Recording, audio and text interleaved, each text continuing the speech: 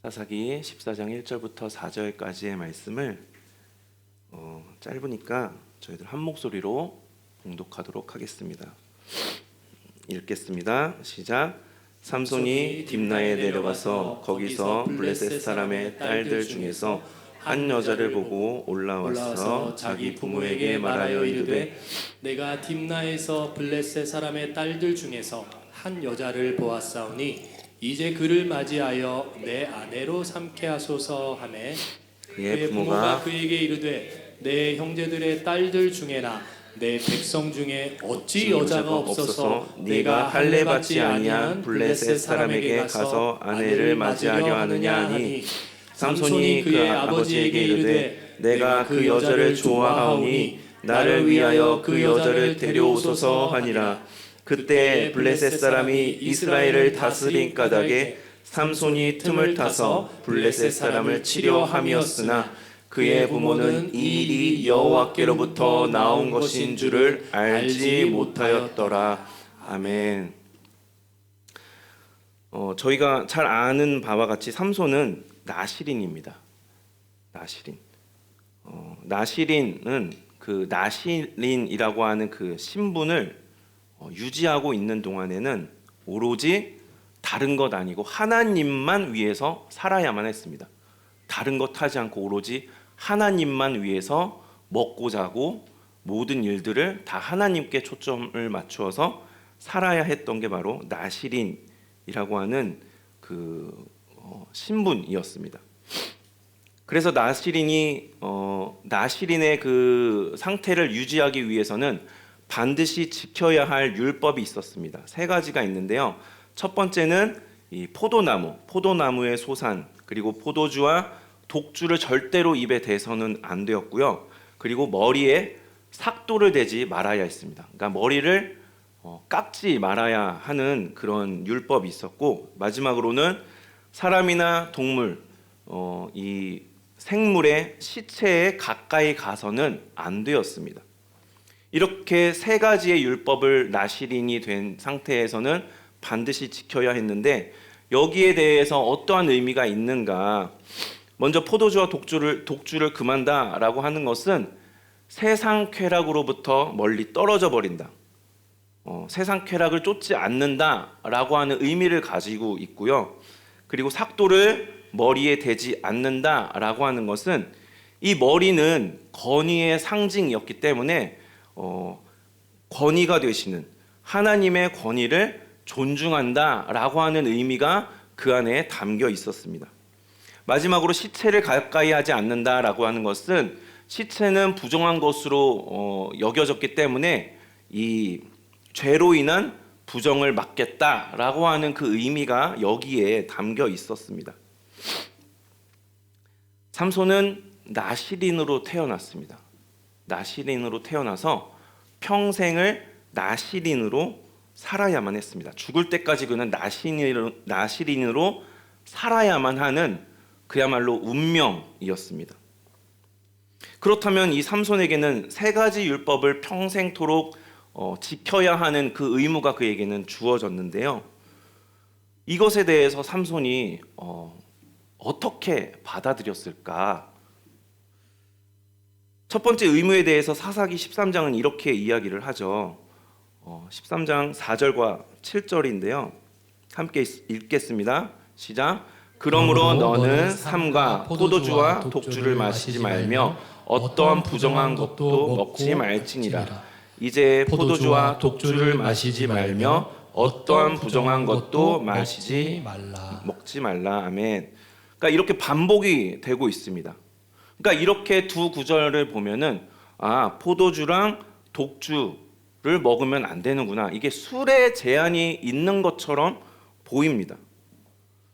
근데 이게 다가 아니라는 것이죠.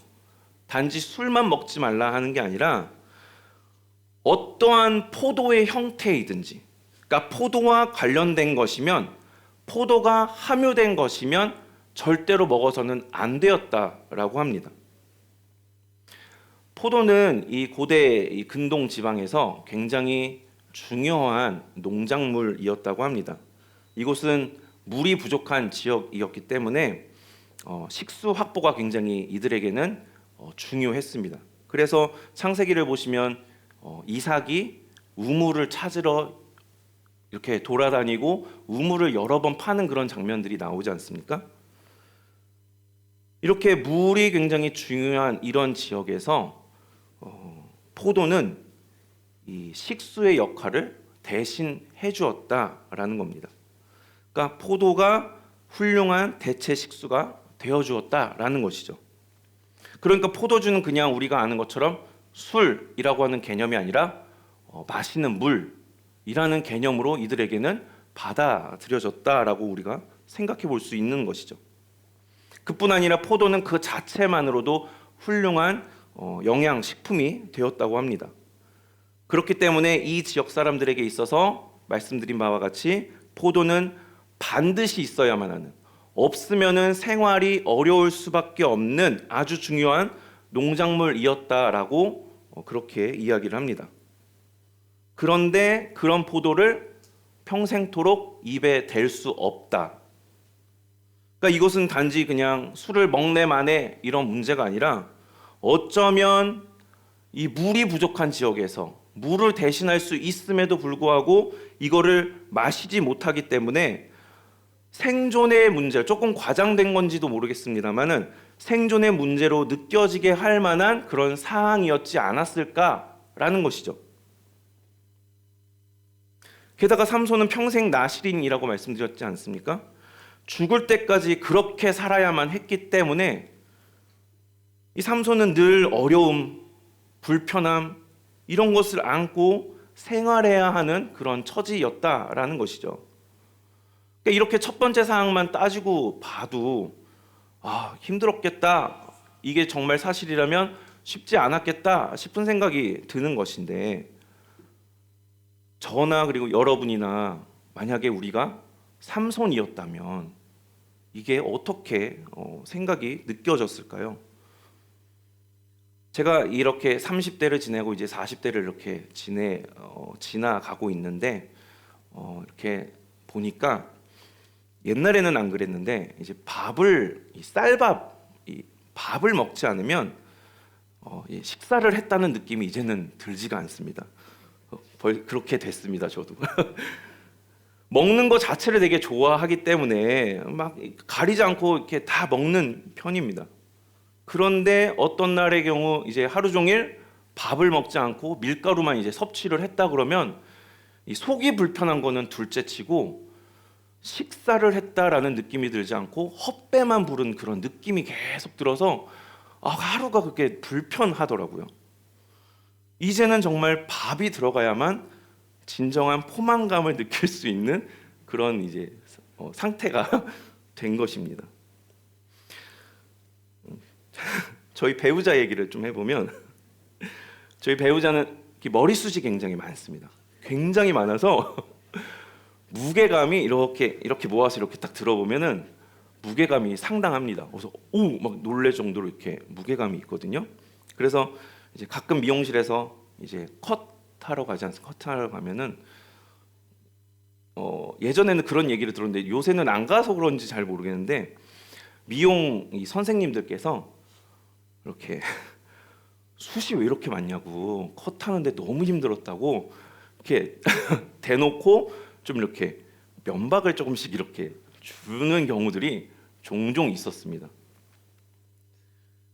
그렇게 숱이 많은데 머리가 이렇게 좀 기른다고 한다면 여름에 어떨까요? 여름에 이렇게 목을 이렇게 여름에 이렇게 뒷덜미에다 이렇게 딱 목을 딱 대보면 손을 대보면 뜨끈뜨끈합니다. 뜨끈뜨끈해서 저희 배우자도 이제 더우니까 이걸 말아 올리는데 이게 관리가 잘 안 되는 거예요. 관리가 잘 안 돼서 어떤 때는 그냥 확 쳐버릴까? 막 이렇게 얘기를 하는데 치지는 않고 그냥 이렇게 더 불편해합니다. 그러니까 그러한 상태인데 이 사람이 평생 머리 한번 정말 머리카락 한번 자르지 않고 기른다고 한번 생각을 해보십시오. 그게 쉬운 일이겠습니까? 관리도 힘들 뿐더러 덥고 답답하고 여러 가지로 참 힘들겠죠. 이렇게 간단하게 생각해봐도 정말 답답하다, 어렵다, 쉽지 않겠다 싶은데 평생을 이렇게 살아야 했던 삼손은 더 심한 어려움, 불편함 이런 것들을 겪고 있어야 하지 않았을까. 그래서 어쩌면은 나는 왜 나시린으로 태어났지? 나는 왜 이렇게 살아야만 되는 거지? 라는 생각이 늘 있지 않았을까라는 생각이 들었습니다. 며칠 전에 어떤 분께서 외국을 이렇게 다녀오시면서 이제 그 현지의 과자를 이렇게 사다 주셨습니다. 너무 감사하게 이렇게 저를 기억해 주셔가지고 이렇게 주신 것 너무 감사하게 딱 받아서 제가 이렇게 먹었는데요. 와, 이 과자가 얼마나 맛있던지 제 배우자랑 저희 아이들에게 나눠주고 싶지 않을 만큼 맛있어서 잘 제가 보관을 해놨습니다. 근데 오늘 다 얘기를 했기 때문에 나눠줘야 되겠죠. 근데 그 과자에 뭐가 들어있었을까요? 아니요. 건포도. 그렇죠. 건포도가 들어있었습니다. 그러니까 제가 나시린이었다라고 한다면 저는 의도하지는 않았지만 이 과자라고 하는 이 욕망을 참지 못하고 먹어보고 싶다 이래서 한 입 딱 베어 물었는데 건포도를 먹고 만 것입니다. 저는 나시린의 법을 어긴 것이죠. 이렇게 하나하나 일일이 막 따져가며 살아가야 하는 이러한 생활이 어떠십니까? 저는 이렇게 생각했는데 숨 막혀 이런 생각이 확 들었거든요. 삼손도 그러지 않았을까 생각이 들면서 그랬다고 한다면 충분히 이해할 만하다. 나도 그랬겠다 싶은 생각이 들었습니다. 참 어려운 그런 생활을 해야만 했던 삼손인데, 그런데 이것을 뒤집어서 반대로 생각을 해보면 그를 평생도록 얽매이고 있다라고 여겨질 만한 그러한 사항들 하나하나가 어떻게 보면 반대로 생각하면 하나님을 위해 살아가야만 하도록 하는 최적의 조건이지 않았을까 싶은 생각이 드는 것입니다. 세세한 것 하나하나 일일이 다 따져가야만 하는 것 하나하나까지 다 나시린이라고 하는 입장, 하나님과 관련된 것으로 생각하지 않을 수 없는 것들이 이 사방에 나를 둘러싸고 있으니 나는 하나님만 바라보고 하나님의 사역에 함께 해야만 할 수밖에 없는, 그렇게 만들어가는 이보다 더 좋은 조건은 없지 않았을까. 이 생각을 전환시켜 본다면요, 쉽지 않은 이 생각이겠지만요. 그래서 주석을 보면 이 세 가지 율법 사항에 대해서 이렇게 이야기를 합니다. 하나님의 일을 하기 위해 세상과 완전히 구별되고 분리되어 정결한 삶을 살아가겠다고 하는 약속이 담겨 있는 것이라고 정리합니다. 그러니까 오로지 하나님만 위해서 살아가는 데 있어서 말씀드린 대로 최적의 조건이 삼손에게 있었다라는 것이죠. 이렇게 생각해 볼 수 있는 삼손의 삶은 그러면 어땠습니까? 다 아시다시피 삼손의 삶은 실패한 나시린의 모습을 보여주었습니다. 그는 나시린과 무관하게 산 것이죠. 오늘 본문이 그의 그랬던 삶을 앞서서 암시해주고 있습니다. 그는 딥나라는 지역에서 한 블레셋 여인을 봅니다. 그리고 그 여성에게 한눈에 반해서 결혼해야 되겠다라고 하는 마음을 먹고 부모님께 말씀을 드립니다. 당연히 부모님이 반대하십니다. 왜냐하면 율법에는 이방 배우자와 혼인을 해서는 안 된다라는 것이 있었고, 또한 이스라엘 사람들에게는 하나님께 선택받았다라고 하는 이 선민 사상 때문에 할례받지 않은 자들에 대한 이 무시하는 감정이 굉장히 깊게 깔려 있었기 때문입니다. 그럼에도 그는 자기 고집을 꺾지 않죠. 이러한 모습에 대해서 4절은 그의 행동이 여호와께 나왔다라고 이야기를 하는데요, 선뜻 이해가 되지 않습니다. 마치 하나님이 삼손도로 율법을 어기도록 시키시고 결혼을 고집하도록 만드시는 것처럼 생각될 수 있기 때문입니다. 창세기의 요셉 이야기에서 이 형들이 요셉의 형들이 어린 요셉을 소년 요셉을 노예로 이집트에 팔지 않습니까? 훗날 총리가 된 요셉이 나중에 이제 형들을 만나게 되는데 그런 형들에게 복수하는 게 아니라 용서를 해주면서 이렇게 이야기를 하는데요. 당신들은 나를 해하려 하였으나 하나님이 이것을 선으로 바꾸셨습니다. 라고 고백을 하면서 그렇기 때문에 용서를 해줍니다. 삼손은 반한 여성이 이방 여인이었음에도 불구하고 율법과 부모님의 반대를 무시하고 결혼하려고 했는데 하나님께서 이러한 삼손의 이 행위에서 블레셋을 칠 구실을 찾으셨다. 이에 대해서는 부모님이 알 수가 없었다. 요셉의 형들이 자행했던 악한 행위에 대해서 선한 것으로 바꾸어서 요셉을 총리의 자리로 인도하셨던 것처럼 삼손의 나실인답지 않은 이 모습마저도 선한 역사로 사용하셔서 그 순간에 삼손이 그렇게 행동하는 그 순간에 이것을 가지고 내가 블레셋을 쳐야 되겠다, 이 계획을 세워 놓으셨다라는 그런 의미로 받아들일 수 있을 것 같습니다. 나실인답지 않고 나실인으로 살지 못하고 나실인으로 하나님의 이 사역을 온전하게 감당하지 못했던 삼손.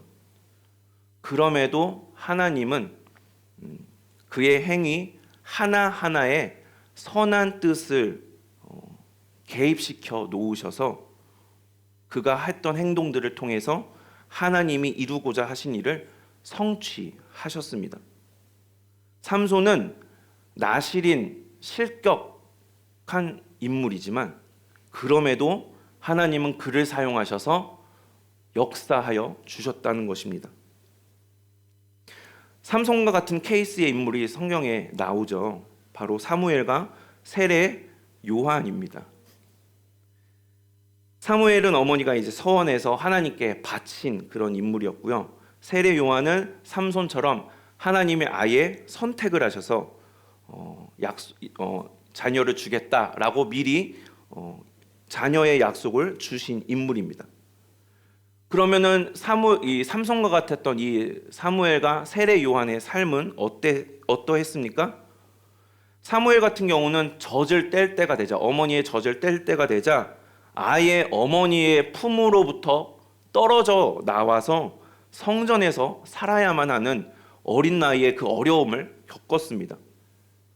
세례 요한 같은 경우는 이제 나이가 되자 그 역시도 집을 떠나서 아예 광야에서 살면서 메뚜기와 석청만으로 이 생계를 이어 나갔습니다.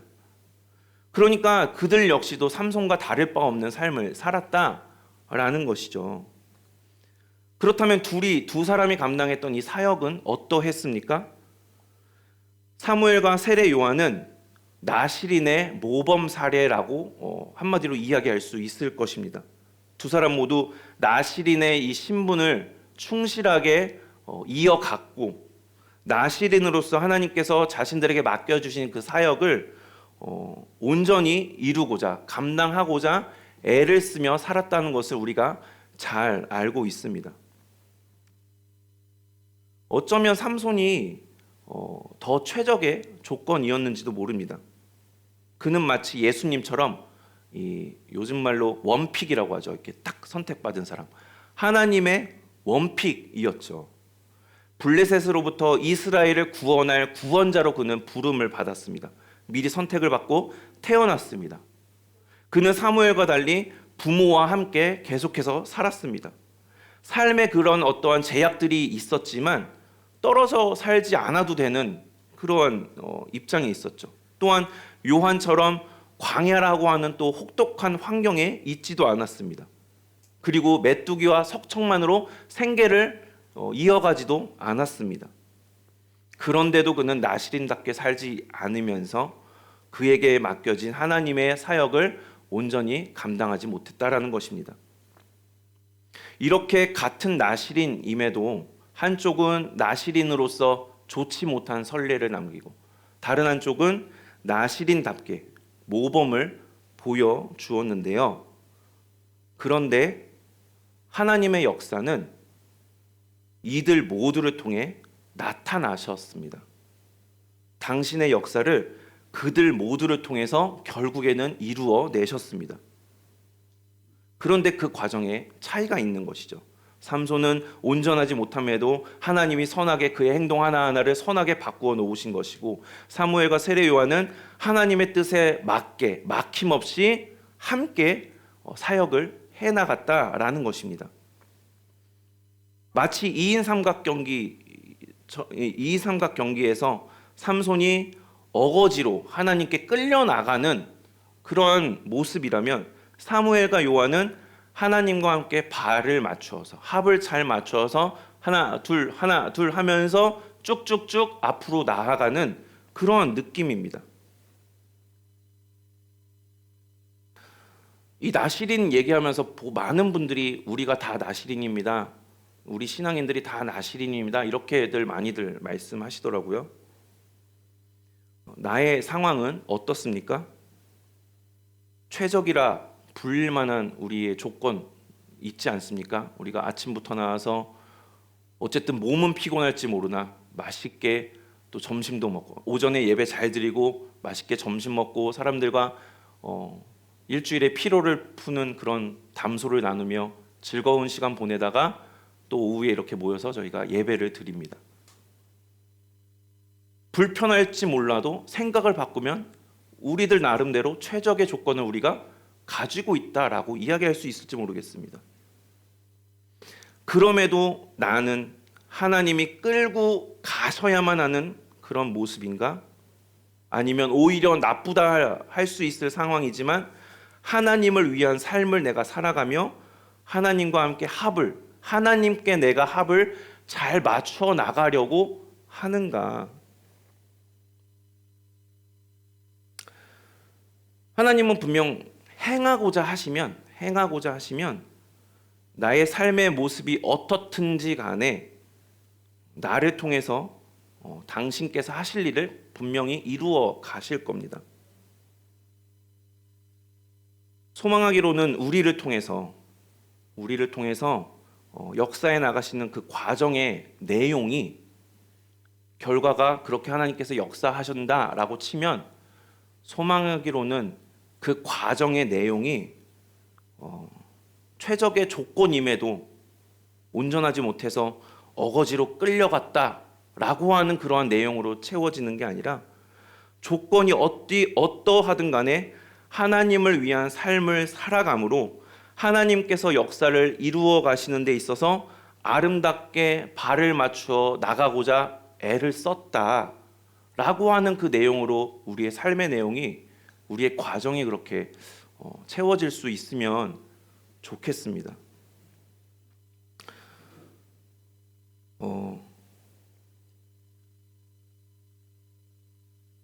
여기 원고에는 없지만 제가 아까 이제 배우자와 함께 한 어떠한 작은 사건을 제가 이제 겪어서 여러 가지 생각을 하게 됐는데요.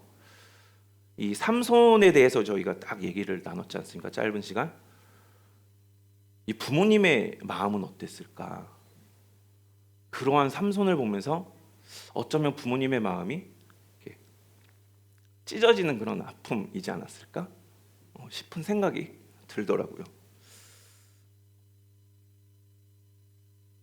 우리가 어린아이를 키우고 있고 다 이제 자녀를 다 키우신 어른분들도 계시고, 그런데 나도 물론 이러한 과정의 내용들이 아름답게 채워져야 되지만 우리 자녀들의 삶의 그 내용들이 정말 아름답게 채워질 수 있으면 좋겠다라는 생각을 제가 이제 예배를 드리면서 그런 생각을 하게 되었습니다. 저희가 이렇게 좋은 교회 공동체 안에 있지 않습니까? 좋은 사람들과 함께 있지 않습니까? 함께 기도하며 함께 말씀을 나누는 좋은 조건 속에 있는 우리 모두의 신앙이 하나님을 향한 모습일 뿐만이 아니라 정말 하나님이 역사하시기에 좋은, 우리가 그 하나님의 역사에 합을 잘 맞추어 나가는 그런 복된 우리의 모습이 될 수 있으면 좋겠습니다. 어저께 이제 워크숍, 이제 찬양팀 워크숍을 했는데 목사님이 이 설교를 아침에도 하셨지만 어저께 그 설교를 하셨습니다. 성령님이 계시지 않으면 우리가 사역을 온전히 감당할 수 없다. 그 성령님은 하늘에서 내려오고 우리 옆을 통해서, 우리 사람들을 통해서 옆으로 또한 임재하여 주신다라고 말씀을 해주셨는데요. 원래는 결단 찬양을 이제 정한 게 있는데